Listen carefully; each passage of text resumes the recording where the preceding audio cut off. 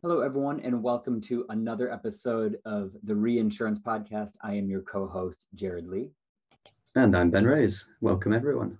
Welcome for a virtual session this time as we do the news roundup for May. Where I'm not at all distracted by having used the Reinsurance podcast background for the first time. It's like the headphone situation all over again. There's a moment when you transition into a new way of presenting, which is always immediately disconcerting until you come to come to grips with it. But this has been a super exciting month. Obviously, we'll touch on the 1st of June renewals, which are beginning to wrap up now. But in the waning days of the month, the news of Ren's acquisition of Validus really sort of captured all of the headlines of the industry.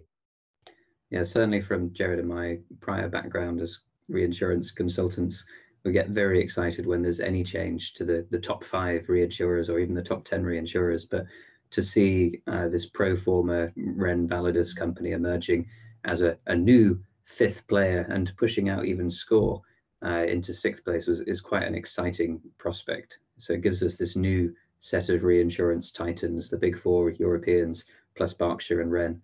It's a very exciting stuff. And I think we can understand why they're moving like this at this time, right?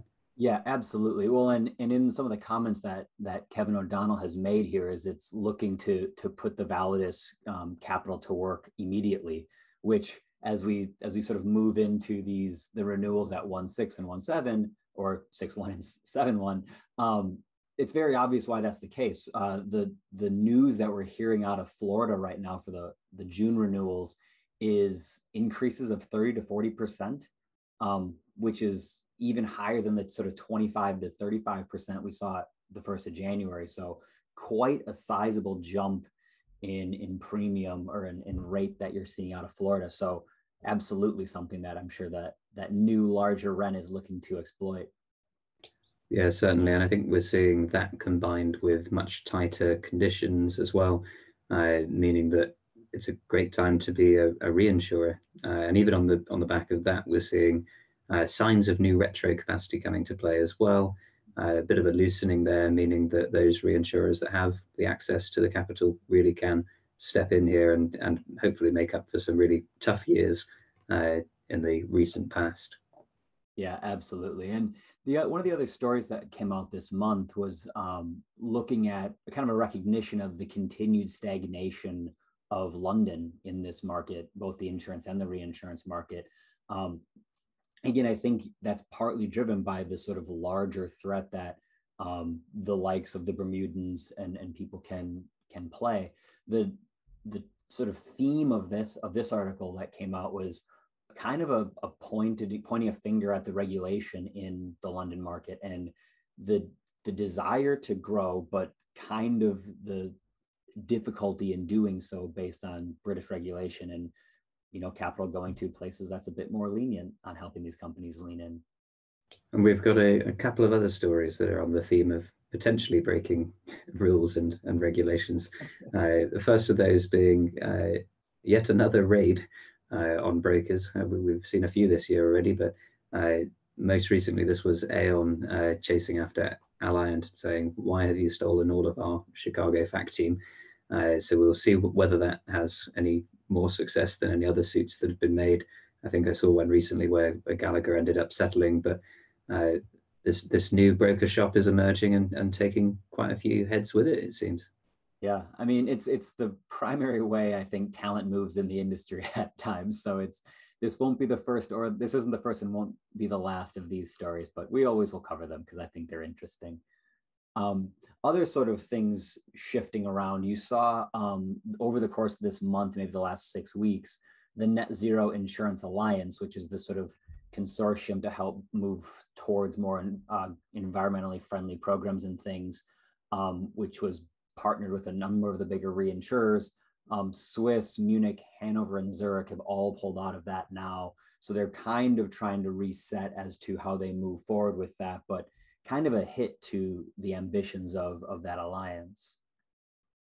Yeah, absolutely. I think we have to remember not just that people are pulling out, but that people joined in the first place. So there's definitely the intention there from a lot of the industry to support the initiative, I think. But what they've found as they've got closer to the detail of what it means is there seems to be a lot of discomfort around what acting sort of unilaterally as groups of reinsurers means from a antitrust perspective at the end of the day.